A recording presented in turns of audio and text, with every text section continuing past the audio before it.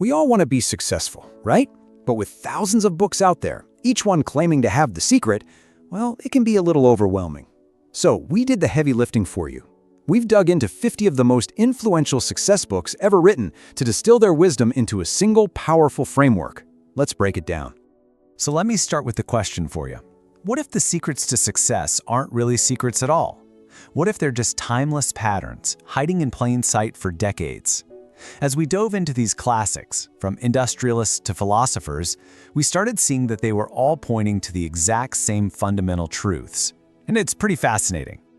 So we took all that knowledge, and what came out of it was this: a kind of universal code for achievement, and it's built on 4 essential pillars. You can think of it as a roadmap, one that was built by the absolute masters of the game. So, what's the first and maybe the most important pillar? Okay, pillar number 1 is the foundation. It's what everything else gets built on, your mindset. You see, long before you take that first step, the battle for success is either won or lost right between your ears. It is, at its core, an inside job that all starts with what you choose to believe. The Harvard philosopher William James just nailed the essence of this whole pillar with one single powerful idea. Belief creates its verification in fact. Just let that sink in for a second. He's not just saying, be positive. No, he's making a much deeper point about how reality itself is shaped. What all these classic authors agreed on is that your internal beliefs are the literal blueprint from which your external world gets built. So how do you actually apply this? Well, the concept is called definiteness of belief. Take a guy like Claude Bristol, an investment banker from the early 20th century. He came back from war with absolutely nothing, and he decided he was going to become wealthy.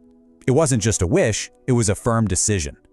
He constantly held a mental picture of wealth and would even doodle dollar signs on papers at his desk just to reinforce it. That unwavering focus, he argued, is what paved the way for everything that followed. And what's so incredible is this wasn't just some one-off idea from Bristol. You see this exact same pattern again and again across the classics. Whether it's Napoleon Hill's famous line, "What the mind can conceive and believe it can achieve," or Florence Scovel Shinn's beautiful thought that our world is made of crystallized ideas, they're all saying the same thing, just from different angles. The core message is absolutely undeniable. Your mind is the architect of your reality. But let's be honest, belief without action, that's just daydreaming. So let's get into the second pillar, disciplined action. If your mindset is the blueprint, then disciplined action is the engine that actually builds your reality. This is where the rubber meets the road. So what does disciplined action even look like? Well, Warren Buffett has this fantastic way of thinking about it. He says to imagine you have a lifetime punch card with only 20 punches on it, just 20. Each punch is a major investment or a big life decision. If you had that few, you'd be forced to think incredibly hard, focus like a laser, and act with extreme discipline, wouldn't you? You wouldn't waste a single punch on a so-so opportunity. And that kind of discipline isn't about short little bursts. It is all about the long game. That's why this whole idea of overnight success is such a dangerous myth. I mean, just look at the reality behind some of history's greatest achievements. It took Stephenson 15 years to perfect the locomotive. Gibbon spent 20 years writing his history of the Roman Empire. And Webster, a mind-boggling 36 years to compile his dictionary. This is the real truth of success. It's a marathon, not a sprint. It's built on relentless, focused effort day in and day out. If you want a simple, timeless framework, you really don't have to look any further than Benjamin Franklin. His advice from centuries ago is just as powerful today. First, work hard and don't waste time. Second, be frugal, learn to delay gratification. And third, eliminate your debt. Franklin saw debt as a kind of prison that robs you of your freedom to act. It's simple, it's powerful, and it's absolutely proven to work. Okay, so you've got the mindset down and you're taking disciplined action. But here's the thing. Individual effort can only take you so far. The third pillar is the great amplifier. It's about mastering relationships with other people. Because true scale and influence, well, that's rarely achieved all by yourself. The management expert Warren Bennis made this brilliant distinction that really gets to the heart of this pillar. He said that while managers are essential for keeping things running, they focus on the how. It's the leaders who create real change.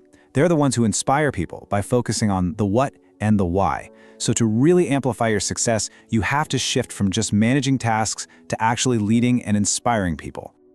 So what does this look like in the real world? The classics are full of these simple, powerful tactics.